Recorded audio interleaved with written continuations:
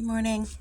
Um, I just had a realization this morning that um, one of the stories I tell, my mom could end up looking bad out of them. And I'd like to preface this with some truths. My mom did not know I was being abused at all. And anytime I was harmed and I told my mom took care of business. She did not fuck around. But there's some things that my mom wasn't able to control. And so I know that sometimes in my stories she may come off weird. But she was the best support system I've ever had in my life. She has always been a good relationship. She has always been love. She has always been support. I did not tell my mom because I was being threatened with other things. Things that would affect my mom, things that would affect my siblings, and things that would affect me. And they were all viable threats that were used against me. So I kept quiet.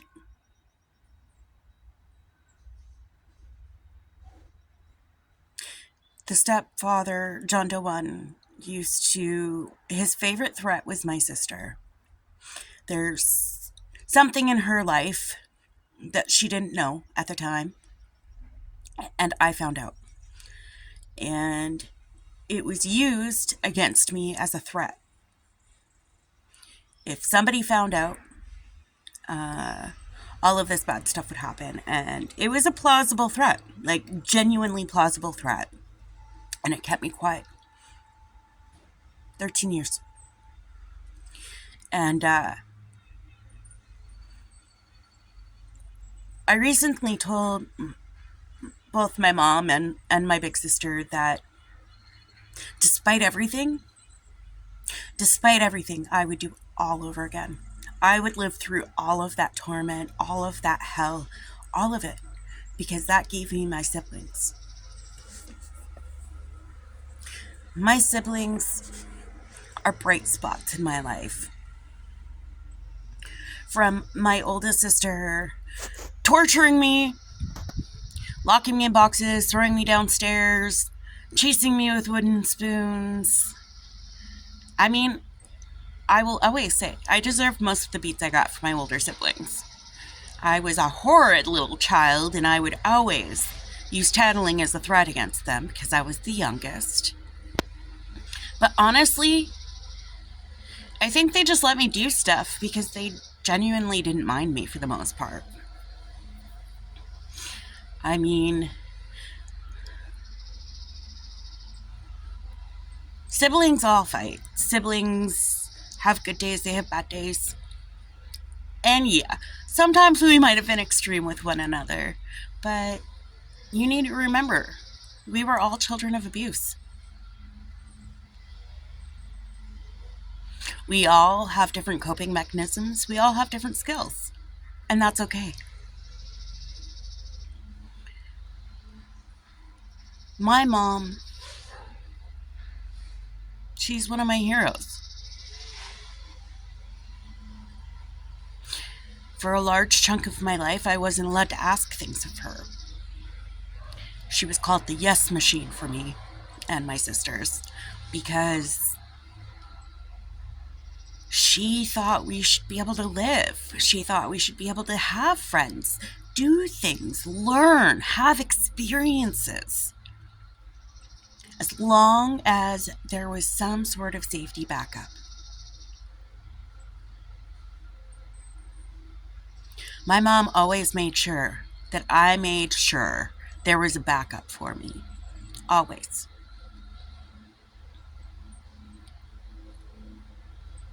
She was doing everything she could. And I'm so grateful. I'm so grateful.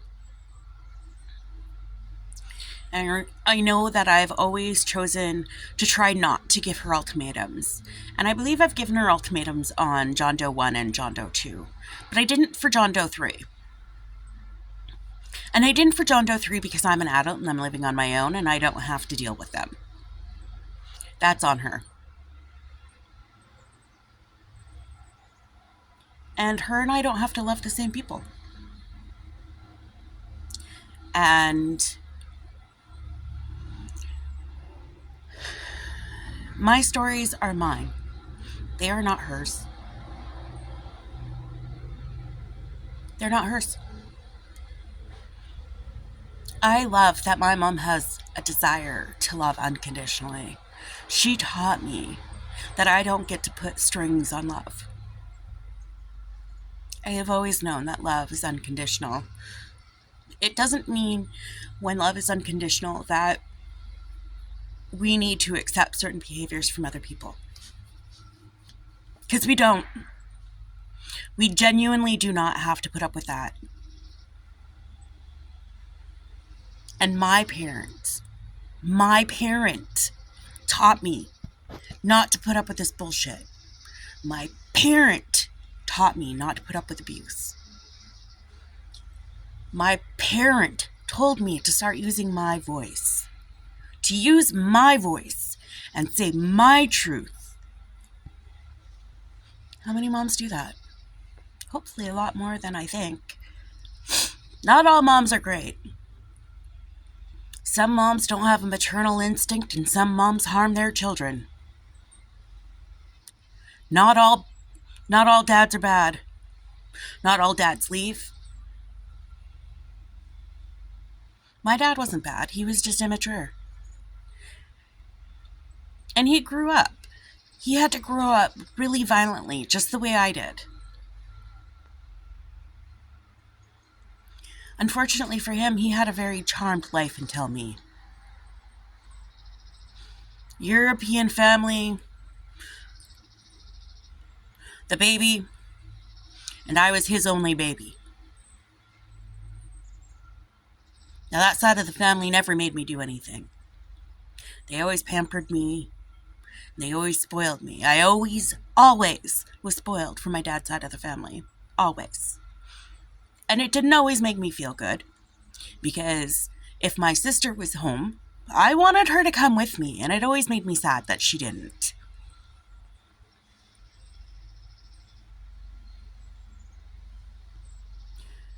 But I guess the reason why I started the video today was because I wanted to make sure everybody knows that not every adult in our life is aware of everything that's going on with us. And it doesn't mean that they're not paying attention. It just means there may be other things that they're seeing and they're attributing the blame to. My mom has told me that as soon as a kidnapping and molestation happened, my personality did a complete about turn. I went from being social and friendly and happy to miserable.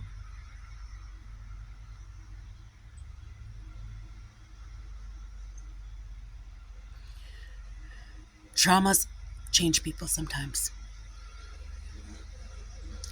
And sometimes when traumas are compounded, your traumas aren't found because the first trauma is what everything is attributed to. And then when you have additional traumas that pile up, that you are aware of, and you attack and deal with, but you still don't know there's others, you've still done your job. You are still being a good parent. We cannot protect our children from everything. And as a parent who had a partner who abused my child, I know what that feels like as a parent. I did not find out about the abuse until after I had broken up with this person. And there was no symptoms of abuse that I was aware of. My child was too young.